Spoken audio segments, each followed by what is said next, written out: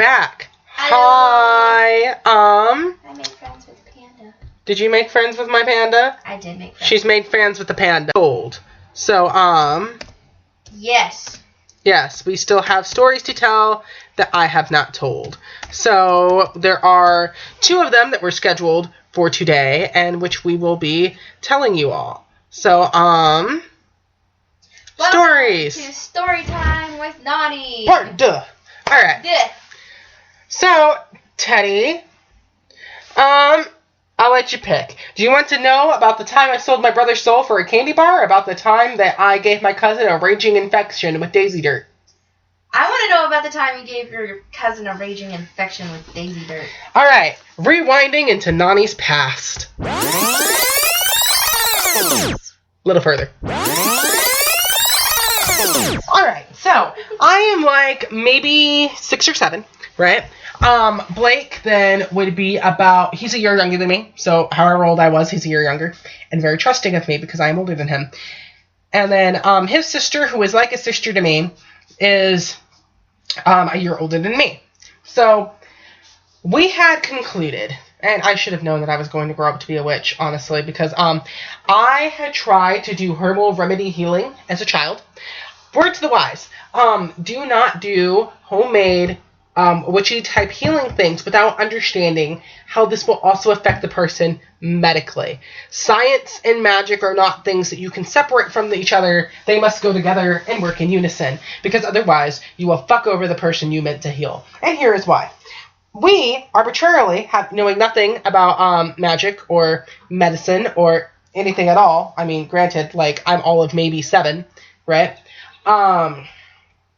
We had decided that the cure-all for everything under the sun, from the common cold to warts to actual flesh-like cuts, like injuries, like impalement, was clearly you grab a jar, you climb up to the tree, you pick the mulberries from the top, you get half juicy ones and half ones that are not yet ripened. You put them in the jar, you crush them into paste. Into the paste goes daisy petals, right?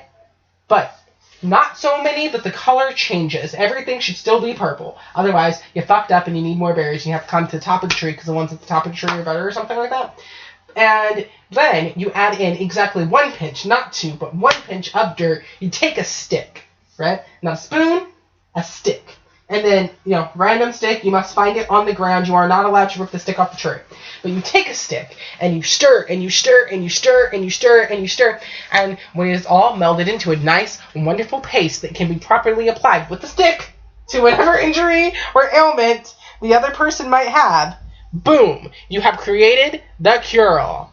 Well, we applied this on fucking everything. Like, my cousin one time had warts, and we made him spread it on his warts. And when he just got more warts, we told him that he was applying it improperly and started applying it for him. The warts did go away, but that was actually because my grandma was putting actual wart cream shit on him. Like the actual stuff you're supposed to put on, like, blistery warts. Yeah. And there was a medical thing, and the wart went away. Anyways,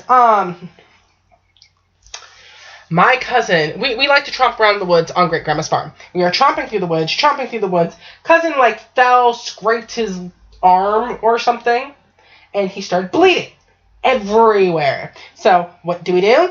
Well, obviously, we first get a rag of questionable cleanliness, and we tie it around him and apply pressure to stop the bleeding, because we know enough to know that, right? But then, of course, we find the nearest mulberry tree, and we find a jar. We always had a jar on us, right? And we locate the nearest ground stick, and we begin and there were daisies all over my grandma's farm, because somebody planted daisies like a time, and those motherfuckers will shed their seeds, grow back, and take over the world. Daisies are they're seeds, right? They will just grow, and they will be everywhere. So there were daisies like fucking everywhere.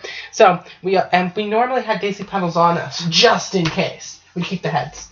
Right? So we plucked off the daisy petals, and we mixed up our tincture, we stirred with the stick, and we applied it. We took the rag off, and we applied it straight to the cut. Oh no. Right? Straight to the cut. And then, to keep it in, we took it was actually a handkerchief, right? But we took this handkerchief, and we wrapped it around his arm, medical style, like we saw in my grandma's old nurse book, right? And we tied it really good, and we told him to keep it on. And we changed his bandage every so often and reapplied. Right? It swole and started oozing. Ew. Right?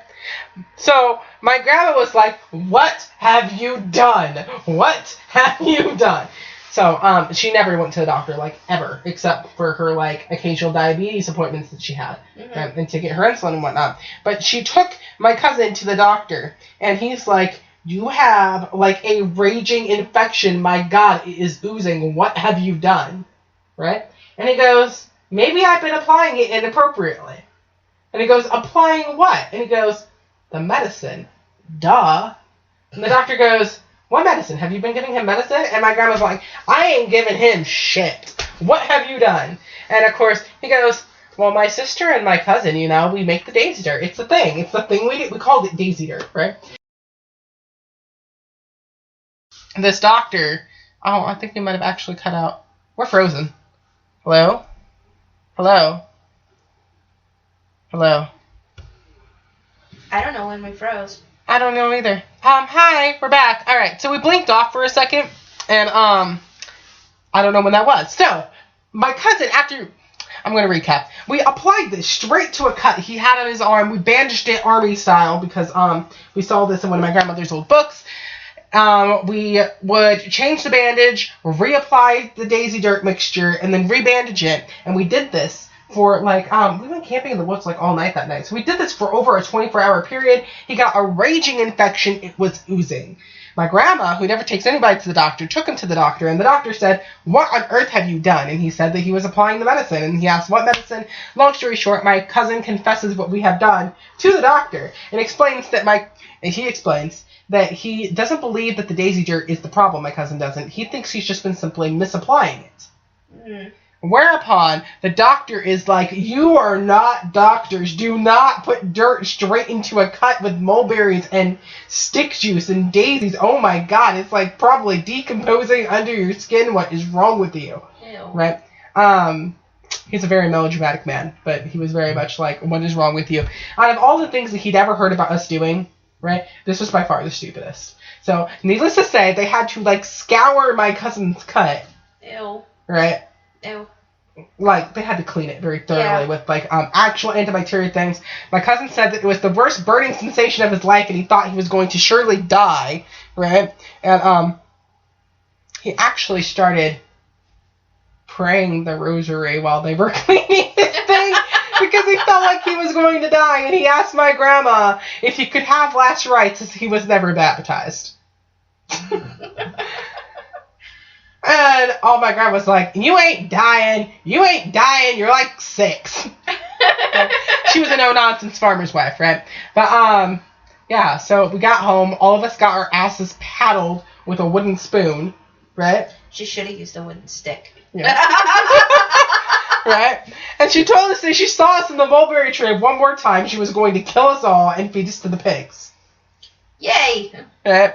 And then she better not see us spreading daisy dirt or any such shit on anybody ever again. Oh my God, what's wrong with all of you?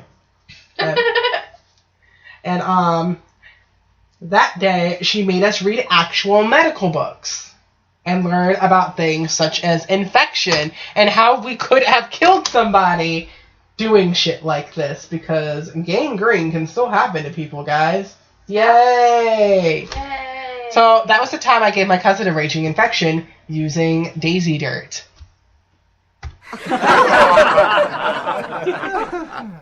I feel like I need a more uncomfortable laughter for that one. A little bit. Okay, one more. Okay, this is the story of the time I sold my brother's soul for a candy bar. Rewinding.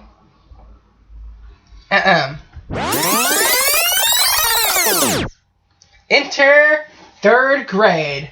Correct? This was shortly after 2nd grade, which is a completely different story about how I decided I hated everyone. But 3rd grade, I had emerged from my hermit fort. No, really, I had a hermit fort, but that's a different story. I had emerged from my hermit fort and decided that people were still shit, but I must be among them. Because one cannot live in a hermit fort denying ourselves the pleasure of life forever. Right? So enter Brian Duffy into my life. right? He's not biologically my brother. Brian Duffy is a kid who was like a grade and a half younger than me, right? And actually, I'd known him before that. Like, our parents knew each other. My grandma just kind of hung out with both of us. Like, I've known Brian since Brian was an infant. I decided that we are siblings now. Like, I adopted him formally as my sibling. He is my Hanaki brother, meaning that he is my brother according to Hawaiian vague adoption rituals, which are considered solid and binding, right? Woo! Therefore, my brother. I introduce him to people as my brother all the time. He is my bro. Right? Yep, I've met him. Yes. So, Brian. I don't remember exactly how this came about, right? But, okay. I have had a long history of swindling people out of everything my entire life. I wanted to grow up to be a con artist. I'm going to blame movies like Oceans 11, 12, and 13, and every other movie that ever involved conning someone out of anything ever. Again, like I said, when I was a child, I took things to heart, and I wanted to become these people. So, I learned how to make people sign things without knowing what they were signing when I was very, very young. Because my grandma introduced me to the magical thing known as carbon copy paper. Right? So I would write up, like, something stupid, such as, "May Mariah have a cookie, grandmother," on a note piece of paper. And I would have a place where she would sign her signature. And these would always be in my notebook. I would then put the carbon copy paper in between that page, because, you know, when you write them, they copy to the next page. On the next page, I have a completely different contract that, like, promised me money or something like that. And so her signature would copy over. I would then wait about a month for her to forget about the original paper, and then go and demand the thing that she had signed for. I also got in the habit of dating when this item would be rendered unto me. Interesting. Right? So that I would just wait for, like, April 4th to run around, and I'd be like, "Grandma, it is April 4th. I now demand my $10. And she'd be like, "When did I say I was going to give you $10? And I would rip the paper out of my notebook, and I would hand it to her. And it would say something effective. "I, Mariah's grandmother, hereby promise to give her $10 upon the day of April 4th. Right? And her signature. And my grandma would just be kind of like, "Okay, here's $10. I signed it." Right? So, this is very effective for me. Although I usually didn't do it to get money. Usually I did it to convince her to take me places I wanted to go. Where, to convince her to give me cookies or make dinner that I wanted and shit like that. Right? But, I did this to everybody. Right? And I can't remember when I originally had Brian sign. Right? But I decided that I needed to collect souls. Because bargaining chips or something like that. My goodness. And I don't remember how exactly I did this, but pretty much through false contracts, carbon copy paper, and swindling, I became the owner of Brian Duffy's soul. Right? Oh my goodness. And, he did not even know that I was the owner of his soul until, I actually made, like, a fake receipt saying that, like, I'm Mariah Mahalani and the owner of Brian Duffy's soul. It has been transferred from Brian Duffy to me on this day, and I signed, and then I had his signature, which was carbon copy paper over, right? Because I was boss. And it wasn't until it became relevant. We were on, like, the playground or something, eating popsicle sticks on top of something or some other shit, and he was talking about, like, "Do you really think my soul's going to go to heaven, like, when I die? Like, do you think this is a thing?" And I said, "Well, you still can't really go anywhere, Brian Duffy. It's not a thing that's going to happen to you." And he goes, "Why not?" And I go, "Well, it's not like it's going to escape the jar I have put it in. I had laid Brian Duffy's soul, because I believe that his soul was now residing in the jar. And also in the jar was the receipt, saying that I now owned it, right? And I'm like, "See, your soul's in this here jar, Brian, so, I think our connection's wavering. Hello? So, maybe, do you hear us? We've frozen. We are lost in time. Hello?"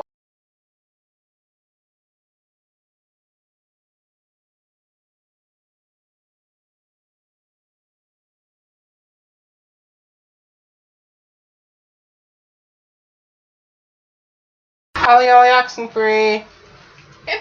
Ollie, ollie, ollie, oi, oi, oi. I'm a horrible person swindling people out of their souls. Would probably work for Satan.